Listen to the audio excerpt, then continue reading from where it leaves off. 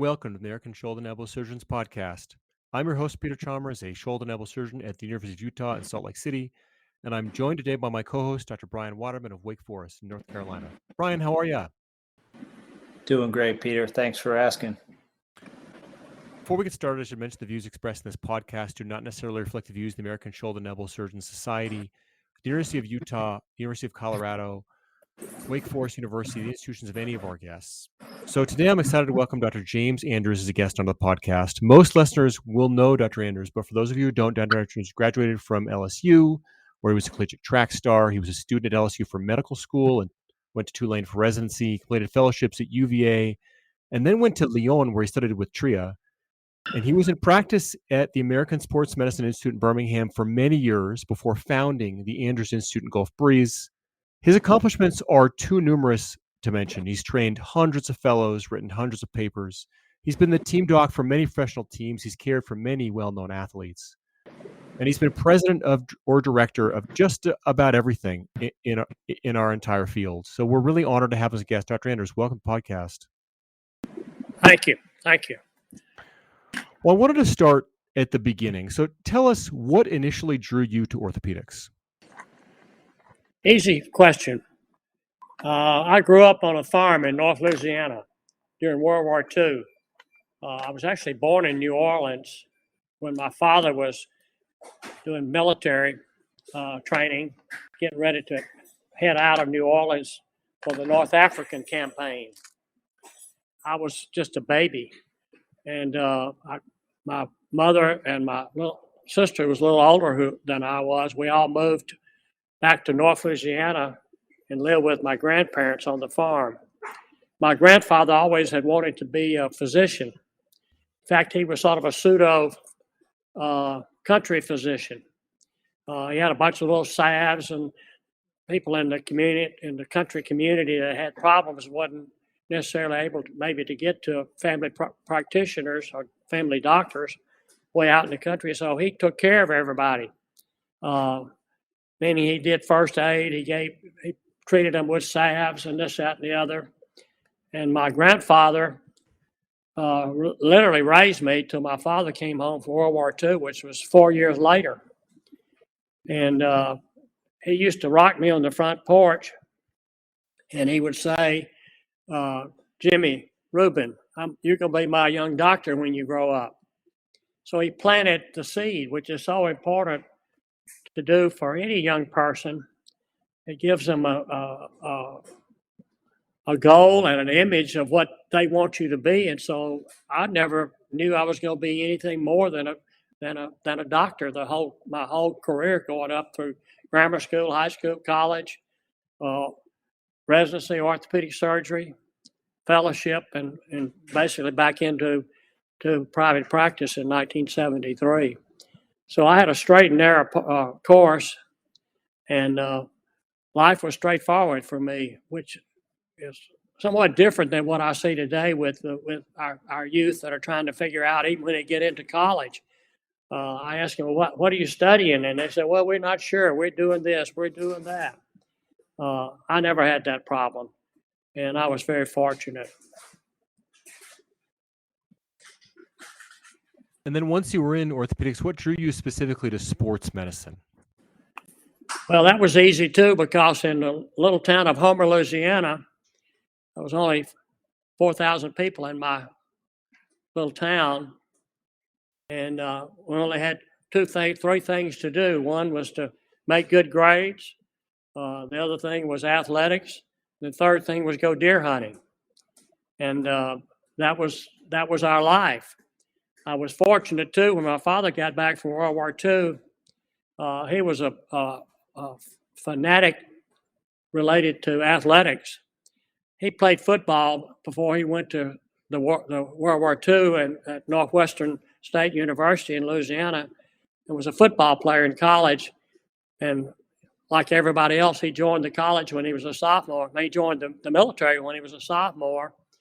And so he always regretted that he didn't finish his athletic career. And to be perfectly honest with you, he lived his athletic career through me. And he was always right there for me, on the football team in high school. He carried the chain. He fed us after football practice in the high school cafeteria. He was always right there for all my track and field efforts. I was a pole vaulter in high school along with football. Played all the sports, but those were my main two sports. And as a pole vaulter, I excelled and was a state champion and held state records in pole vaulting in Louisiana for a number of years, way up into my adulthood. So my other influence back in those days was my next door neighbor. That was Dr. Pat Gladney, who was a family practitioner. We only had 2 doctors in Homer, and he was one of them. And he was our team physician for the high school, for the athletic program. And he lived right next door to me, and we lived right across the street from the high school and the football field and the track field. So I had a tremendous influence from him. So I wanted to be like him. I wanted to not only be a doctor, but I wanted to be a team physician because of my interest in not only getting a good education, number one, but number two, athletics. So my involvement heavily in sports, along with the medical aspirations, led me into orthopedic surgery. I finally figured out when I got through with LSU undergraduate, where I had a full scholarship to pole vault, won the Southeastern Conference championships, that for me to be a team physician, I really needed to go to medical school. And from medical school, I knew if I was going to be a team physician, the best thing for me to do was to try to be an orthopedic surgeon, which was still hard to get into, even harder to get into today, as you know. But I went to, the fortunate thing was I had a scholarship at LSU in athletics, and I made decent grades. Back in those days, they escorted you right into either medical school or law school or whatever professional school you wanted to go to after undergraduate. So I got admitted to medical school on the first 9 ballots, which was mainly because I was an athlete. It wasn't because of my grades. And they paid my way all the way through not only college, but they paid my way all the way through medical school. So I finished medical school with no cost. Never had to pay for anything. And then I went into residency at Tulane, and the 2 residency programs in New Orleans where I was in medical school, one was Tulane, the other one was LSU. And for some reason, I wanted to do my residency at Tulane, and that's where I wound up working at Tulane during my residency, 4 years worth. That was a long story, too. I'll tell you about that if you're interested in what I really did. You know what? I love following the chapters of your professional career, and there's one that stands out, and that's when you traveled to Lyon to work with Dr. Triot. You know, right now it's incredibly common for American surgeons, particularly shoulder surgeons, to travel abroad and get that experience. But it's hard for Peter and I to imagine a world in the 1970s to go across. I'm sure it wasn't that common. I just wondered if you might touch on that. And how did that happen? You know, what was your level of French competency? Can you tell us about that early experience? Well, that's an interesting story because during my residency program, our chief of orthopedic residency at Tulane was Jack Wickstrom, Coach Dr. Wickstrom. And we had sound slides that we did back then with carousel trays. And one of the sound slides we did on Monday night for education was a sound slide by Dr. Jack Houston. And I'm sure you remember the name Dr. Jack Houston. He was a pioneer in what we call sports medicine. He was the team physician for Auburn. He was the first guy in the country to actually cover high school football games on Friday night. He was everywhere. And the sound slide was about him and acute knee ligament injuries of the knee in football. So I saw that sound slide and I said, man, that's the guy I need to train with. So I took a weekend off during my sophomore year at Tulane, and went to Columbus, Georgia, drove up there and got there on Friday afternoon and went to a high school game with him. Then he used to operate on athletes on Saturday morning. I operated with him on Saturday. Spent Saturday night shooting the bull with him. Actually, no, we went to the Auburn football game. I went to the Auburn game with him, which is about 30 miles away. Sunday, I went out to his house and spent some time with him. And thank goodness he liked me. And I finally got enough nerve to ask him, hey, can I go train with you? Can I come here and spend part of my residency with you? And he was a good friend with Dr. Wickstrom. So he said, I'll talk to Dr. Wickstrom about it and see.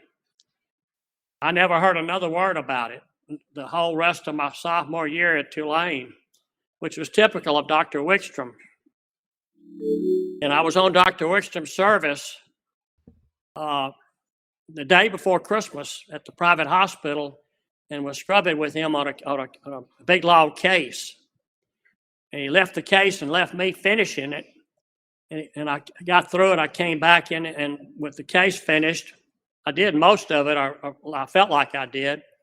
And he looked at me, and he had his money clip out. And he said, Andrews, this was the day before Christmas. He said, how's your family? I said, they're doing great. He said, well, you need any money for Christmas? I said, oh, no, sir, no, sir. Then he looked at me and said, I had a telephone call today from Houston, in Houston. I don't know what he was talking about, but Dr. Houston was covering Auburn in the Bluebonnet Bowl in Houston, Texas. He said something to me about maybe coming to spend a whole year with him next year, your junior year. I'll look into that or something like that. I never heard another word from him. Anyway, I'm sure this is getting too long for you, but it's interesting how it happened. I went on through the rest of my sophomore year at Charity Hospital in New Orleans. And the last Friday of the year, he called me into his office that afternoon, Dr. Wickstrom did, said, Dr. Houston wants you in Columbus, Georgia, tomorrow morning, Saturday morning, 5 o'clock to make rounds. I was gone like a dart. So I went and spent the whole next year with Dr. Houston, and I learned more in 1 year than I've probably ever learned in any other time of my life. And so there I was with one of the best sports medicine team physicians in the country. And his big buddy, through the American Medical Association, Dr. Houston was in charge of all of our sports medicine meetings, both back in those days, the AMA, and later for the American Orthopedic Society of Sports Medicine. And his big buddy was Professor Triot in Lyon, France. Triot's the one that trained all those guys that you know today. So Triot would come over and visit Dr. Houston, and he would speak at some of Dr. Houston's meetings that he was putting on. My job was to entertain him late in the afternoon, and he loved to play golf, so I took him to the Masters one time, and Dr. Houston gave me time off to take him. And then Dr. Houston set it up for me said, you need some more experience after you finish your residency. So he set it up with me also with one of his friends, Dr. Frank McHugh, who was a team physician at the University of Virginia, who y'all know, or did know, I'm sure. He was an upper extremity surgeon, but he did everything. He was a one-man band. Dr. Houston wanted me to learn about the upper extremity because he was mainly a knee guy. So he sent me there for a fellowship with McHugh.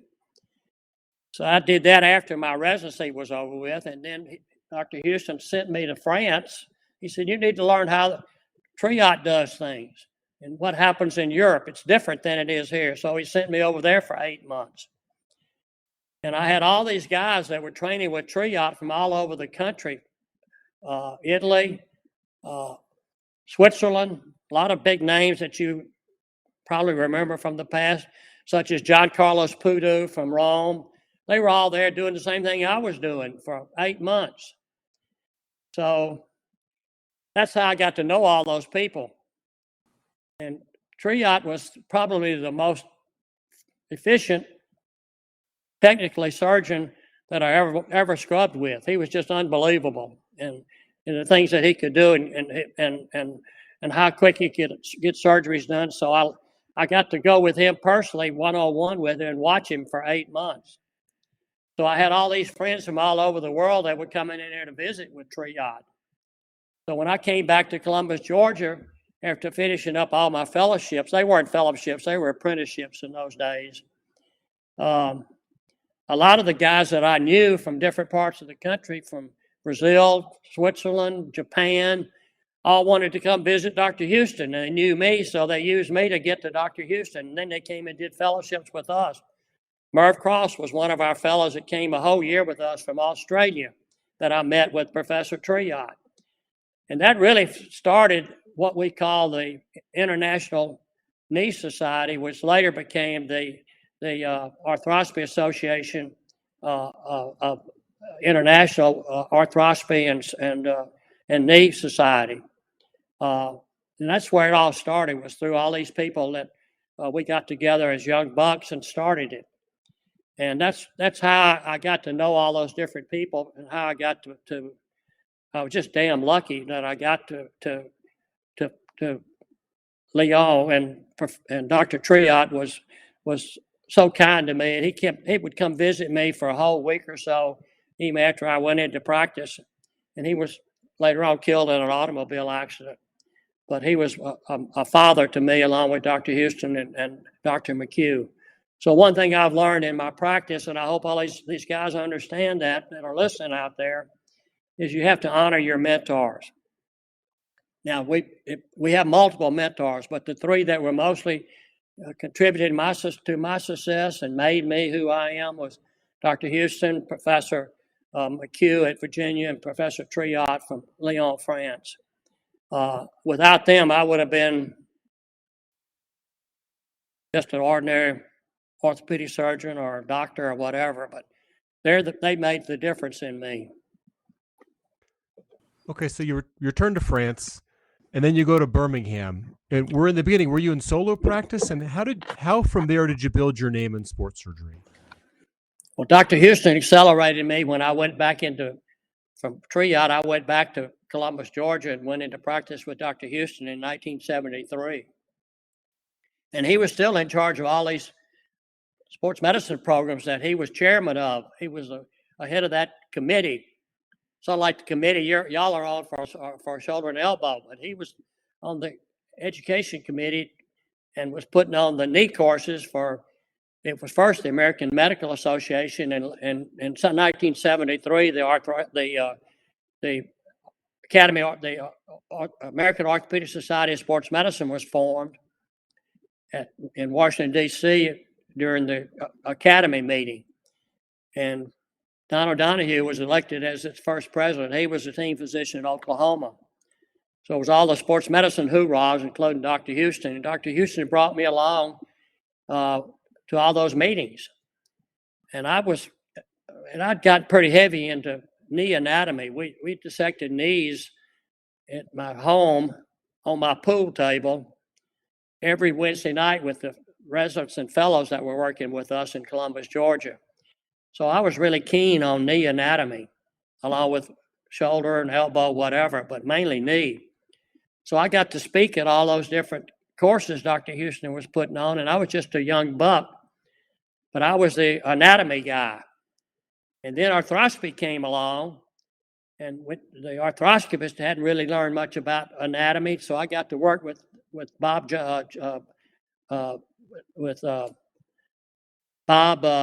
from London, from Toronto, Bob Jackson, who brought the Watanabe arthroscope from Watanabe in Japan to North America. And I got to work with all those different courses because I was the anatomy man. And so really the acceleration that Dr. Houston pushed me into do, I saved years and years and years worth of waiting in line. And so I was accelerated in my career, and Dr. Houston finally retired. And I said, it's time for me to go out on my own. I'd been with him 13 years. Most of the schools that we took care of, like Auburn and Alabama both, were, of course, in Alabama. So when he retired, I moved to Birmingham and moved all of my people there, and the fellowship, the fellows that were working with me, moved them there, and built a whole big sports medicine center in Birmingham, Alabama, which was right in the center of everything we were doing. So that was a big move for me, and Dr. Houston didn't like it. finally blessed me and said it was the best thing I could do, but it wasn't great for him because he had always hoped that I'd stay right there in Columbus, Georgia, even though he was retired. But that wasn't the calling for me, as it turned out. And so we built eventually in Birmingham what we call the Andrews Sports Medicine Center. And then eventually we built the Andrews Institute here in Pensacola, in Gulf Breeze, actually. And we built an Andrews Institute at Children's Health, a big full blast sports medicine center in Dallas, Texas, in Plano, which was taking care of young kids up to age 22. And we built that facility out there about 6 or 7 years ago. As a matter of fact, this Thursday and Friday, I go out there at least once a month. I'm going out there this Thursday and Friday to give talks and have meetings at the facility in Dallas. So I'm all over the place with the facilities that we're building. So I really haven't retired. I really retired to go to work, as it turns out. But I've tried to provide places for all the fellows that have trained with me to actually work and have the type facilities that they would like to have that I had. By the way, I've trained in my fellowship programs, both Columbus, Birmingham, and Pensacola, and in Dallas. I've trained now over 650 fellows during my 50-year career. Most of those are orthopedists, some of them are primary care sports medicine. So research and education has been my forte and really continuing my career and the things that I worked on. And you might ask, why was I interested in Dallas? Well, the thing that I worked so hard on and has been the major passion of my career since year 2000 was prevention of injuries in youth sports. Just happened so I had 2 grandsons living in the Dallas area, and they're playing sports out there like crazy. There's 3 million youth athletes playing sports in metropolitan Dallas, and they're all getting hurt. So I talked to the Children's Hospital out there, and we talked them into building an Andrews Institute for sports medicine with operating rooms and everything, performance center, the whole 9 yards. And I did that to sort of make sure I got involved with prevention out there, because I had 2 grandchildren growing up in that sports world. But it's still a mecca out there of young athletes, and they're still getting hurt too, even though as hard as we work to try to prevent injury. I always said in my career, I would always say that we've been remiss at working relative to prevention in all areas of orthopedic surgery, but particularly youth sports. And I sort of paraphrase that by saying we spend most of our time putting Humpty Dumpty back together again and not trying to keep them from getting hurt. And I'm still working a lot on that, as you probably know. That's still what I'm doing mostly in my retirement, is working on rules and regulation and prevention, and trying to control pitch counts in youth baseball, and on and on and on, to try to keep these kids from getting hurt. Our goal is to keep them on the playing field and out of the operating room. Yeah, so you touched on a lot of things there, but I mean, one of your incredible legacies is ASMI and the research and the innovation you continue to push on that front. I wanted to touch on something that you mentioned previously. You know, you've said you've trained over 650 fellows. How have you balanced that fellow education piece while also providing care at the highest level to professional, collegiate, high school athletes? You got to love what you do. I made some mistakes early on in my career because I put my profession first, even over my own family. It took me a long time to realize and get my priorities in order, but initially I was working night and day and to enable myself to do what you're talking about. And I look back on it, and I don't know how to answer that question myself, other than the fact that that was my life, and it still is my life. It took me some time finally to realize, though, as I got older, that I had to get my priorities in order And my priorities for the last 20, 30 years has been my faith, my family, and then my profession. But I've been able to manage it some kind of way. For example, we have coming up here in a couple of weeks, we have what we call the Blind Squirrel Society meeting. We're having that in Birmingham. We do it every 2 years. And it's a gathering of all the former fellows, and we ask them to bring their research projects back, and we give talks for 3 days. We take one afternoon off to have a golf tournament, but it's pretty serious. So the fellows, a lot of them come back. We'll have 300 or 400 of them come back here in a couple of weeks. We're having this year's meeting in Birmingham. And so we get together, and once they've finished the fellowship with me or with my group, we're a family forever. We don't just have them finish their fellowship and say goodbye to you and not keep up with them and not try to help them, not try to promote them. Help them with facilities. That's why I'm working with a company now that I call Andrews Medicine. I'll tell you about that in a minute. But that's primarily to help build facilities for former fellows around the country, so they can have what I had. And a lot of them have good practices, but they don't have the facilities that they need to be able to really do it at a high level. But the Blind Squirrel Society, you might ask where that name came from. Think about it. I had one fellow years and years and years ago. You always have one out of, I'd have 5 or 6 that were training with me at the same time. And I had one that was lagging behind everybody in his ability, which is normal. And I forgot what he had done in the operating room, but it was perfect. And I looked at him and I said, even a blind squirrel gets a lucky acorn every once in a while. So that stuck. So our society of former fellows is called the Blind Squirrel Society. And that's where the name came from. By the way, that particular guy, I remember who it was, and it turned out to be one of the best fellows I ever trained, but his actual training with me was slow.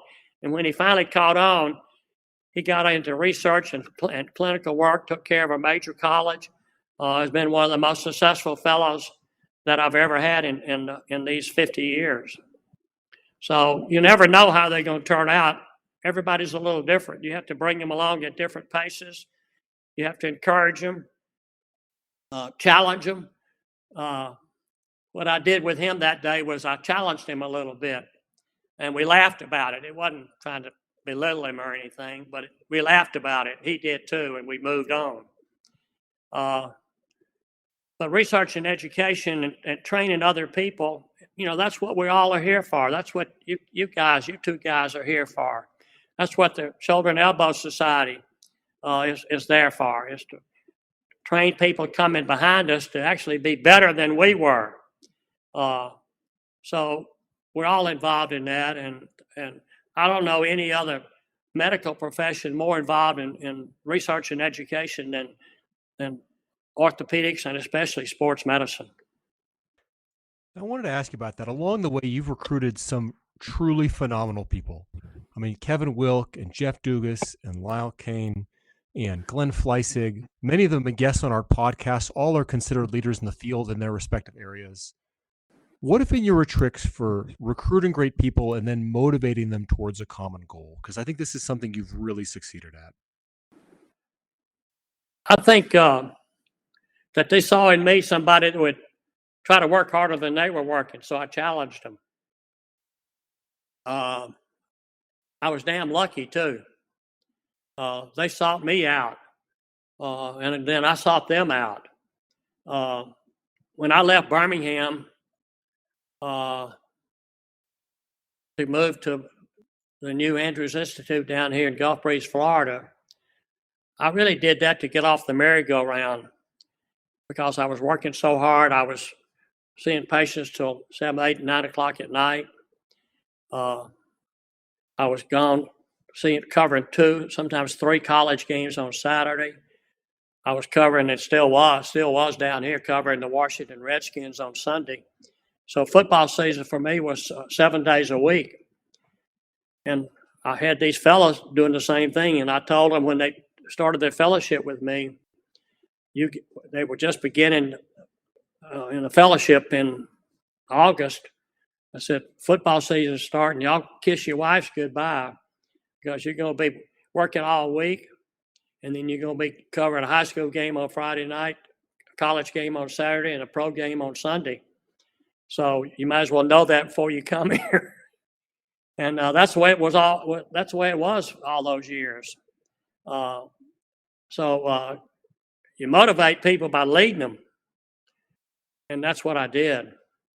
When I left Birmingham and moved down here, Lyle Kane and Jeff Dugas had both been fellows of mine. It just so happened that they were two of the best I'd ever had at the same time. So when I left, they were already in practice with me beyond their fellowship in Birmingham, and I knew it would be a good time for me to move to down here at this new facility, which was about 10 or 12 years ago. And I turned it over to them. And you can see, as you just said, you can see how they've accelerated what we did in Birmingham and to a whole new level. They've become leaders in the Sports Medicine Society, leaders in research, unbelievable team physicians. And I turned Alabama over to Lyle Kane, the University of Alabama. I turned Troy over to Jeff Dugas. And I just recently finished up my tenure this last year, football season with Auburn. Turned that over to Benton Emblem, who's a younger fellow of mine in Birmingham that came along behind Jeff and Lyle. So I left that whole facility up in Birmingham in good hands. I came down here and never worried about it. They've done a tremendous job and have actually accelerated beyond my wildest dreams. And they're doing things even better than what I was able to do during the peak of my career. And that's what you want. Yeah, Dr. Anders, you're certainly touching on the unique challenges of team coverage. And I feel like in the current environment, it seems like athletic team coverage is a totally different ball game now. It kind of leaves the team physicians at significant medical legal risk. There's a lot of athlete turnover. Some of this is driven by all the financial investments at the collegiate level as well as the professional level. But now we have NIL and transfer portal. I'm just curious, what would be your advice to the young team physicians as they navigate this challenging landscape of team physician coverage? Well, first of all, I don't know if you know it or not, but Nick Saban, the coach at Alabama, and I retired exactly at the same time. And it had a lot to do with the landscape in college sports and the portal. And it was a good time to get out. I know that Coach Saban is still working on trying to put some teeth in the NIL and the portal to put some rules in it. He may be the only guy in the country that can handle that responsibility now that he's retired. But I can tell you, being a sports medicine doctor or being an orthopedist, there are two types of doctors. There's the one doctor that loves to operate. And then there's the one doctor that loves to take care of people in the same subspecialty. Let's just say sports medicine. And unfortunately, the doctor is well trained and loves to operate. He wants to sit in his office and have nothing but surgical patients sent to him by referral doctors and see them and operate on them. And he doesn't have any interest in or any inclination to spend time covering athletic teams. I tell them that some of them want to cover a pro team right up front. I tell them, no, that's not the way to do it. The biggest challenge and the thing where you get the most appreciation is covering a high school game. So start off and crawl, walk, run, and then work your way up the way I did, where I was covering all levels and all sports. That way I learned everything about sports medicine from all the different levels. But I covered a high school game on Friday night. I covered a junior high game on Tuesday night up until about seven or 8 years ago.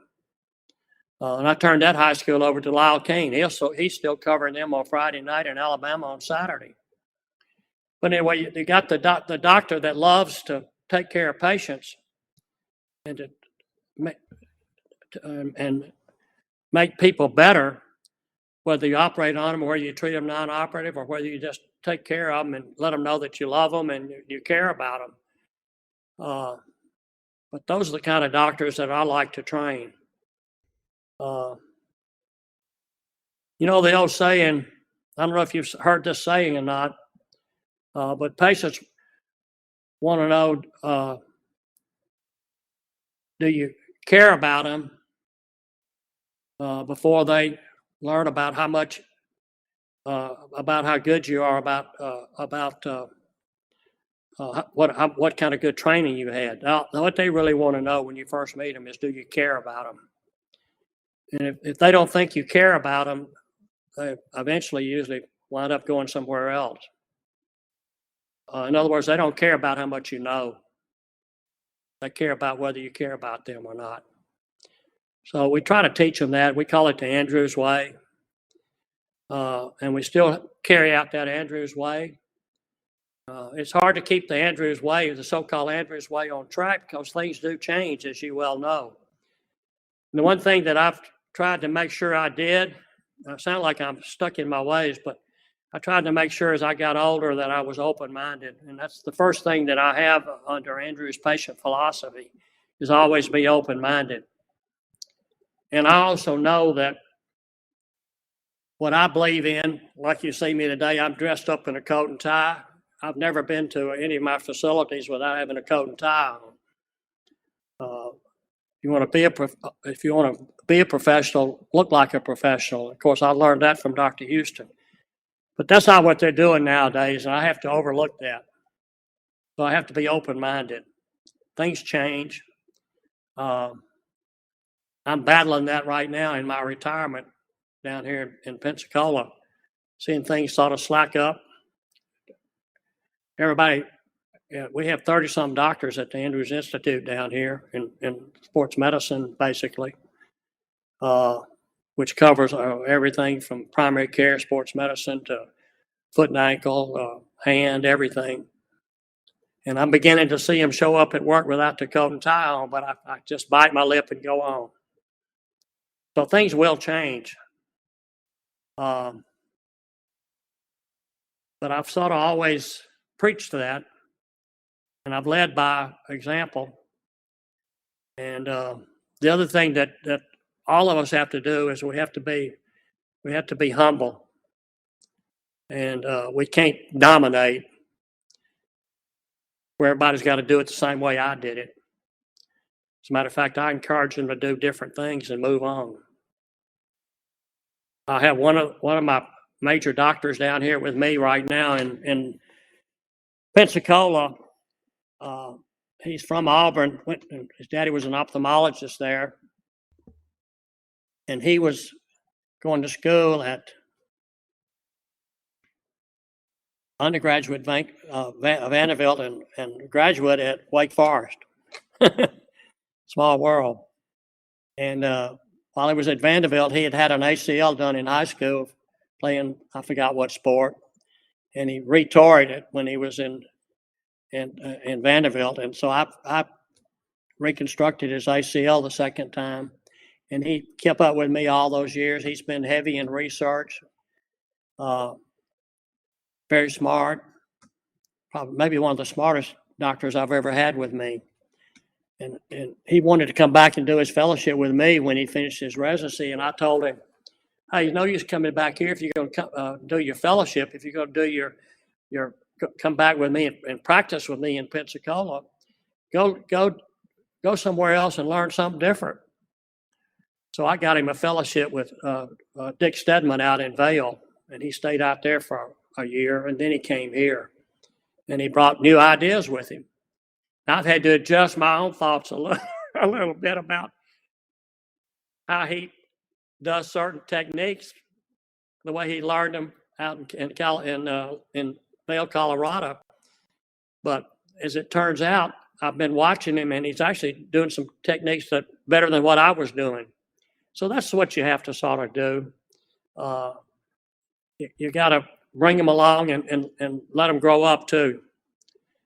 So you have to be open-minded about it. Particularly as you retire, you really have to sit back and watch a little bit. There's so much wisdom in the things you've shared. And I think one of the things I want to commend you on is in a hallmark of our great sports medicine team physicians, many of which are the busiest, is really seamless communication. And every athlete you've ever taken care of, from Wake Forest or any other location I've been involved with, I've always received a personal phone call from you on my cell phone, telling me what was done, telling me the plan, and just offering that you cared. So I really appreciate that. I just wanted to say that as a comment. Well, I'll tell you the two major ingredients to be successful in medicine, particularly sports medicine, is availability and communication. And it takes a lot of your time, but you got to communicate with the team physician, the trainers, on and on and on. In professional sports, you've got a whole list of people you have to communicate with. And let me tell you what else, too, for those young fellows, young doctors out there listening, hopefully they're listening. If mother ain't happy, nobody's happy. So when I see a 29-year-old NFL football player in my office here in Gulf Breeze, Florida, say I'm fixing to operate on them tomorrow, I'll look at them and say, a lot of times their mother's with them, even when they're way up in the age in professional sports. Either the mother's with them or their auntie's with them. If they're not with them, I'll say, hey, where's your mother? I say, how about getting your mother on the telephone? Let me talk to her. So I'll have them dial the mother, and I'll tell them what we're doing. And if you can get mother happy, you got it made taking care of that athlete. And the athlete, believe it or not, they may think that's a little crazy, but once they get into it and I get to talking to the mother and the mother back to talking to them, it makes them happy. It makes them feel comfortable with what you're doing. So don't forget that if mother ain't happy, nobody's happy. So it's all about communicating. By the way, communicating through emails and all, that's one thing I'm old-fashioned about. There's nothing better than direct communication. For example, if I saw one of your patients from Wake Forest and sent you an email about what I said that day, you wouldn't understand it. You'd get about probably half of emphasis of what I was trying to tell you about him. It just doesn't make sense. So you got to get them on the telephone and talk to them. You got to talk to a person. And that's one of the mistakes we make today in everything that we do is we never get to talk to a person. But I think it's phenomenal. I try to answer the telephone, and I try to call people on the phone, even though it takes a lot of time to do it. I'll tell you what Dr. Houston did. I learned that from him. He was heavy about calling his patients. He'd call them for follow-up, keep up with them, particularly the ones that weren't doing well. And you know when he would call them to try to get a hold of them? At 6 o'clock on Sunday morning. He knew they would be at home, probably asleep, and they would answer the telephone. So that's when he called his worry list, 6 o'clock on Sunday morning. Y'all remember that? Otherwise, you're liable to be running them down for days at a time and can't get them on the telephone anymore. But that was a trick he used. I learned it from him a long time ago. Well, I think it's great advice, the communication piece, but also you gave me that advice about, especially for high school and collegiate athletes, if you don't talk to the patient's parents or their mother or whoever's, that you need to get that person on the phone. That's a great advice that I hope everyone's listening. You know, HIPAA gets in our way. You know that, huh? Mm-hmm. You know why how I get around HIPAA? I just told you. I have the athlete himself call the mother and then give me the phone. That way I don't have anybody telling me I can't talk to hell, they tell you can't talk to their family. But if you have the patient call the family, at least they hadn't put me in jail yet. HIPAA gets in my way with everything we do in medicine, but we have to follow the rules.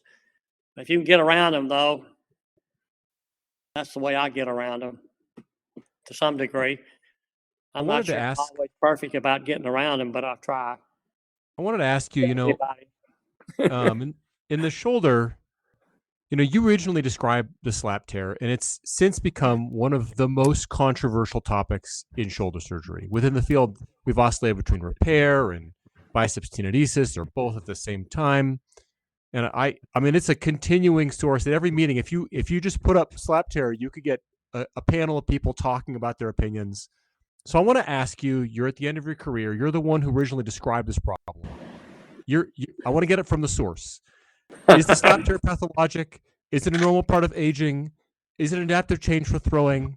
What should I be doing with it? Tell me the answer, please.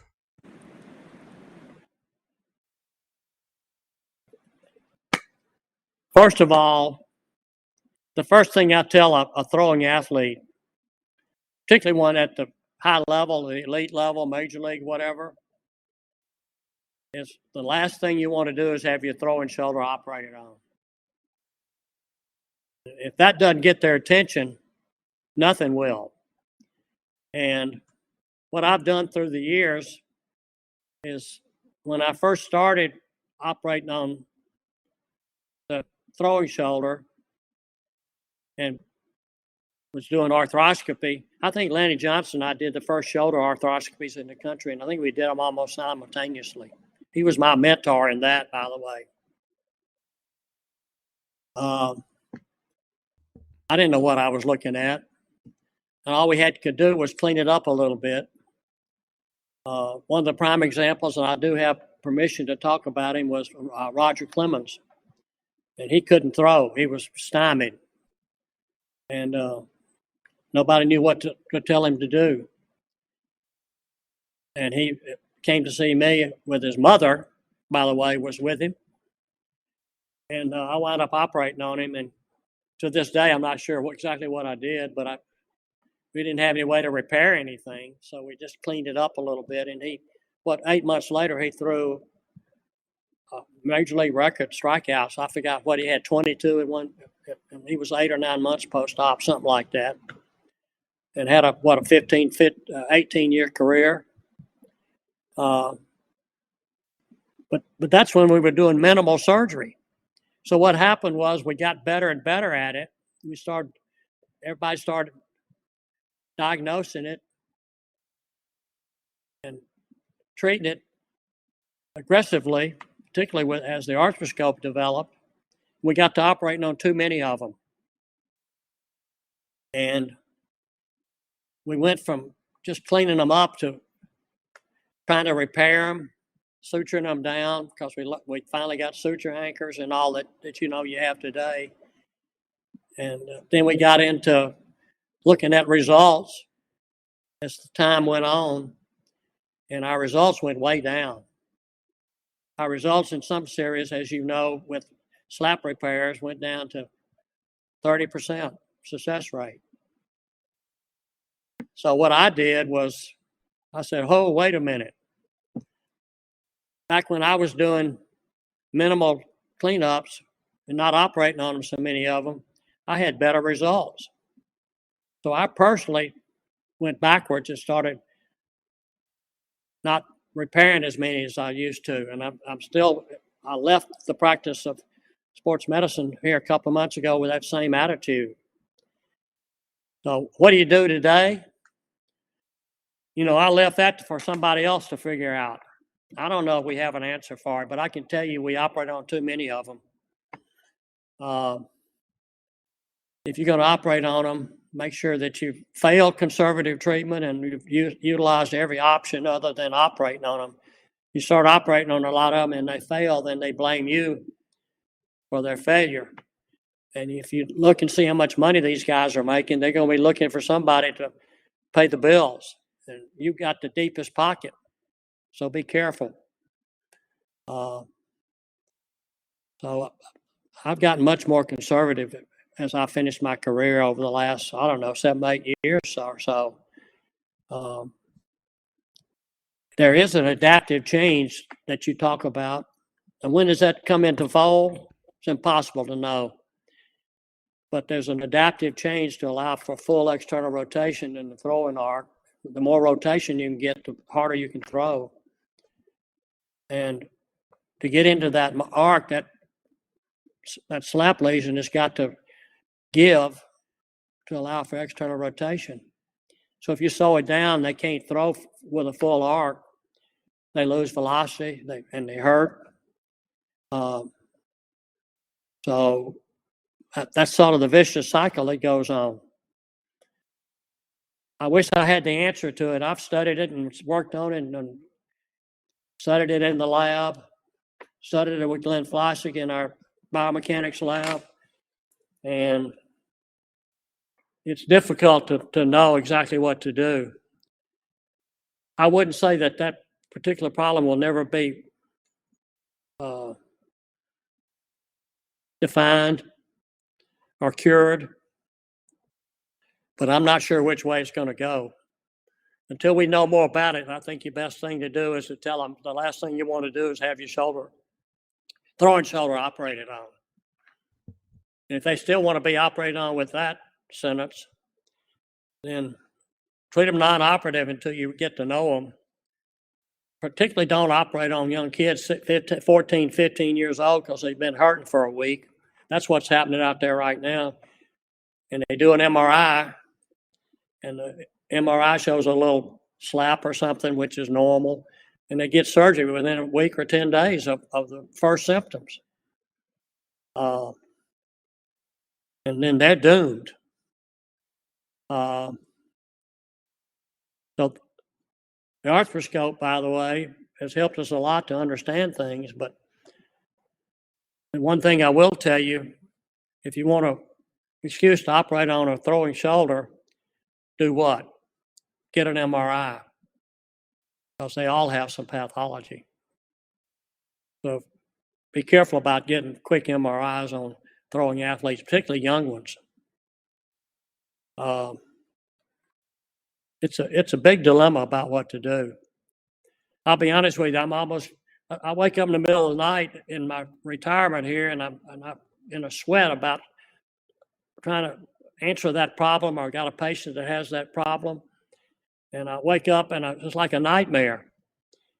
And I wake up and pinch myself and get out of bed and go to the bathroom, and I say, hey, that's not my problem. Go back to sleep. But I'm still interested in it, and I'm following what's being said. We have a long ways to go, though. It's like everything in medicine. It comes in circles. We're going in circles right now, coming back to the sort of the way we used to treat them, more conservative. I don't know what you guys are doing, but I can tell you it's a problem trying to figure it out. You tell me how to fix it, okay? Peter, I think if it stymies the great Jimmy Andrews, I think we can find some solace in that. What do you think? Yeah, it's a challenging problem. I think it's been very well displayed.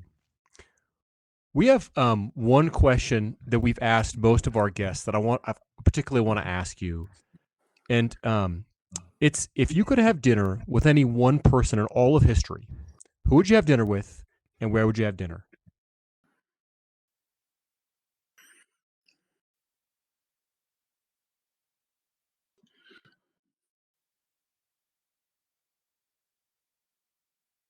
Have y'all seen the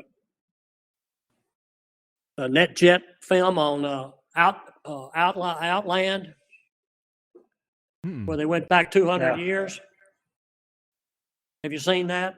No, I don't think so. They went through the rock, and they were in year like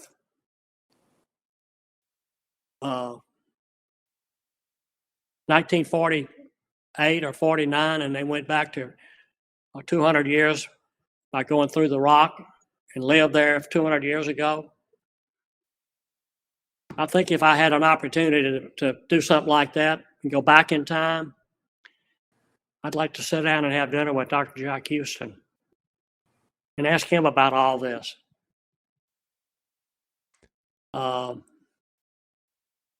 That's impossible, as you well know.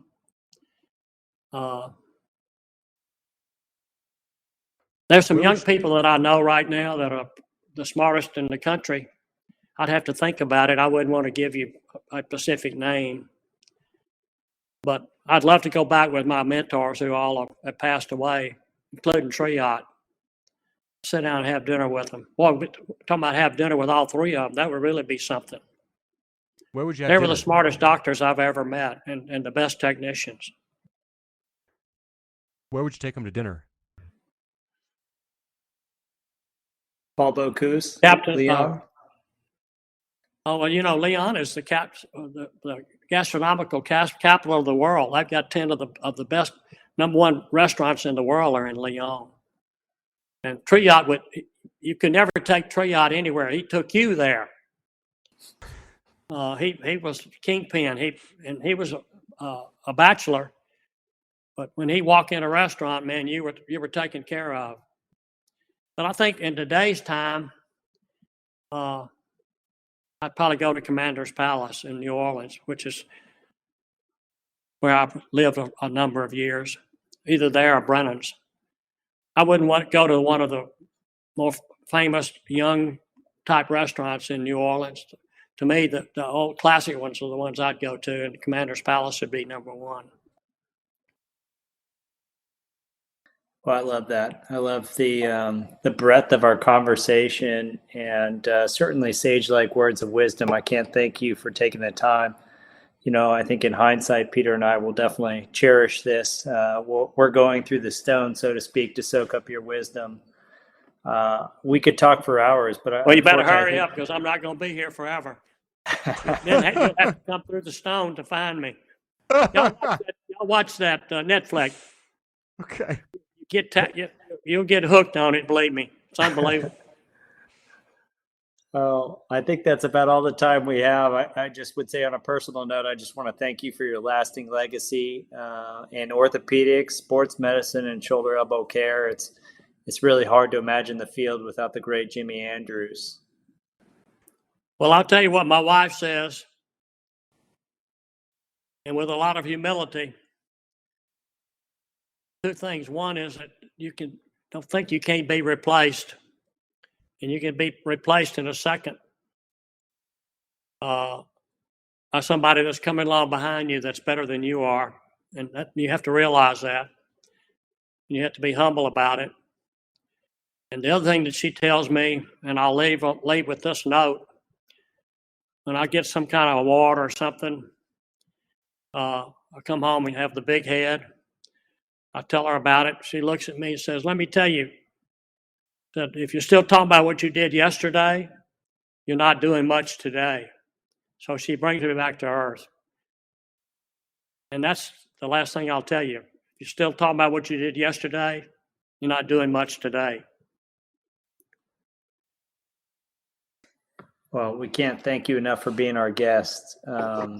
You know, for all our shoulder and elbow listeners out there, we'd encourage you to subscribe on future episodes, and we'll definitely catch you next time. Dr. Andrews, again, thank you so much for being present and for offering your experience. It's just immeasurably good. Thank you. Thank you. This is amazing. Thank you. I enjoyed being here. Thank you all very much.